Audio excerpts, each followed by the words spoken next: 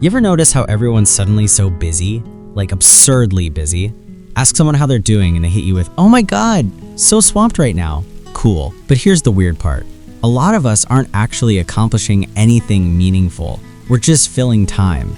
And honestly, that might be the point. Because staying busy is the perfect excuse to never deal with what's actually going on inside. Psychology has this concept called behavioral avoidance.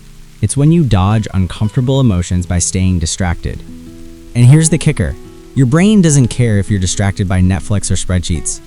It just wants you occupied. So you pack your schedule like a game of Tetris, convinced you're being productive. But really, you're just running. And the thing you're running from, it's patient. It'll wait.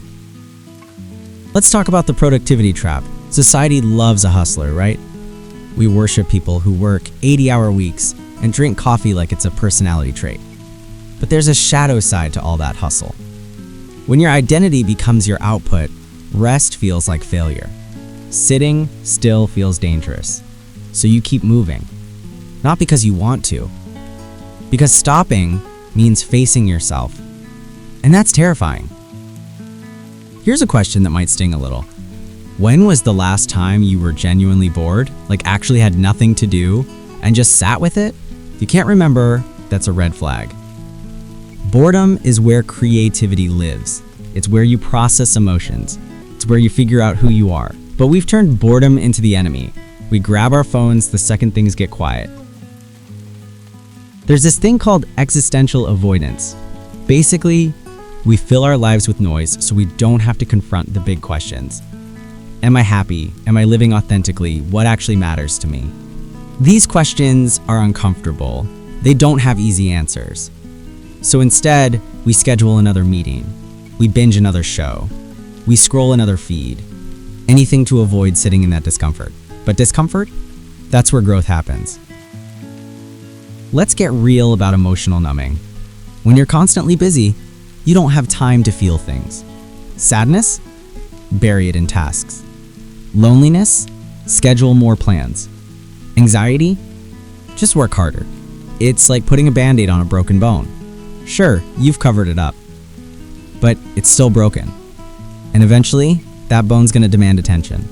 Usually at the worst possible time, like a full-blown breakdown at brunch. Here's the tricky part. Busyness feels virtuous. It feels like you're doing something right. You get validation from it. People admire your packed calendar. They respect your grind. But here's what they don't see. The hollow feeling when you finally stop. The panic that sets in during a quiet weekend. The sense that if you're not doing something, you're not worth something. That's not productivity. That's survival mode. Let's talk about the difference between productive and performative busyness. Productive busyness has purpose. You're building towards something meaningful. Performative busyness? That's just theater. You're staying busy to prove something to yourself or others. It's busyness for the aesthetic. The carefully curated Instagram story of your coffee and laptop. The humble brag about having no free time. It's exhausting. And deep down, you know it's hollow.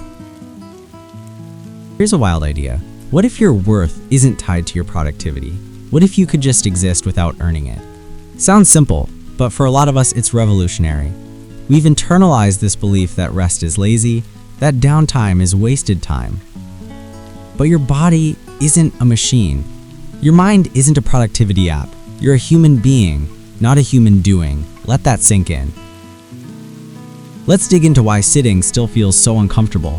When you stop moving, your thoughts catch up. And those thoughts, they might not be pleasant. Maybe it's regret about past choices. Maybe it's anxiety about the future. Maybe it's just the nagging sense that something's off. So you stay in motion.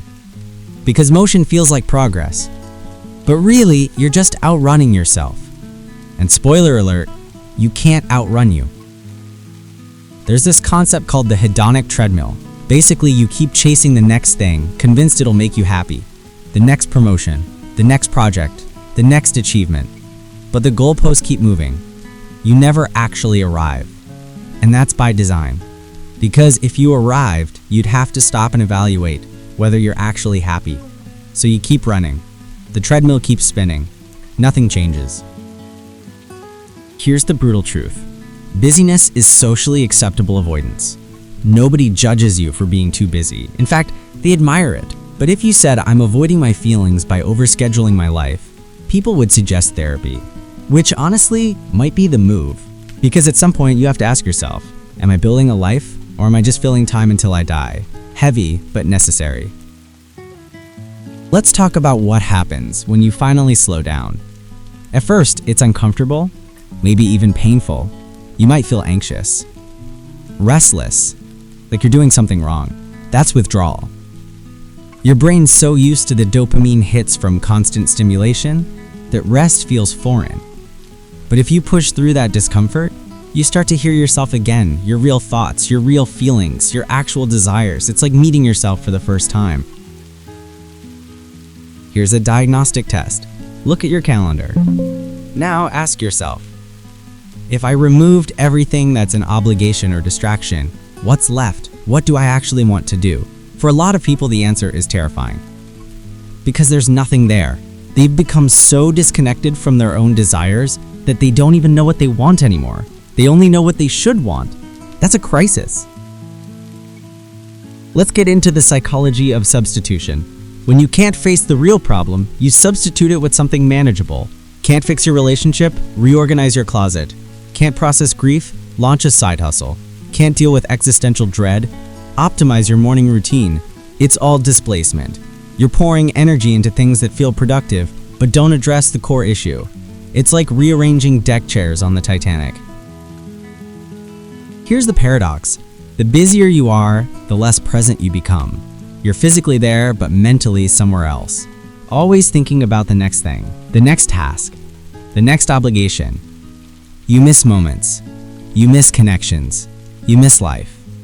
And then one day you wake up and realize you've been sleepwalking through your own existence. You've been so focused on doing that you forgot about being. That's the real tragedy. So how do you break the cycle? First, get honest. Ask yourself what you're really avoiding. Is it loneliness, fear of failure, grief, disappointment? Whatever it is, name it. Because you can't address what you won't acknowledge. Second, practice doing nothing. Literally, sit somewhere without your phone, without a book, without a plan. Just sit, it'll feel weird. That's the point. Discomfort is data. Here's what nobody tells you. Healing requires space. Growth requires stillness. You can't process emotions while you're sprinting through life.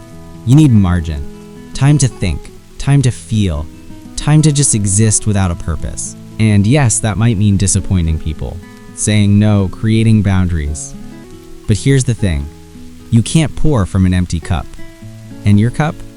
It's been empty for a while now. Let's talk about what's on the other side. When you stop using busyness as a shield, you get something radical. Clarity. You figure out what actually matters. You reconnect with your values. You build a life that feels authentic instead of performative. You stop living on autopilot. Is it scary? Absolutely. Change always is. But the alternative is spending your entire life running from yourself. And that's way scarier. So here's your homework. This week, schedule nothing for one full evening. No plans, no productivity, no optimization. Just space. See what comes up. See what you've been avoiding. And if it's uncomfortable, good. That means you're onto something. Because the goal isn't to be busy, it's to be alive. Fully, messily, authentically alive. And that requires facing yourself. So maybe it's time to stop running.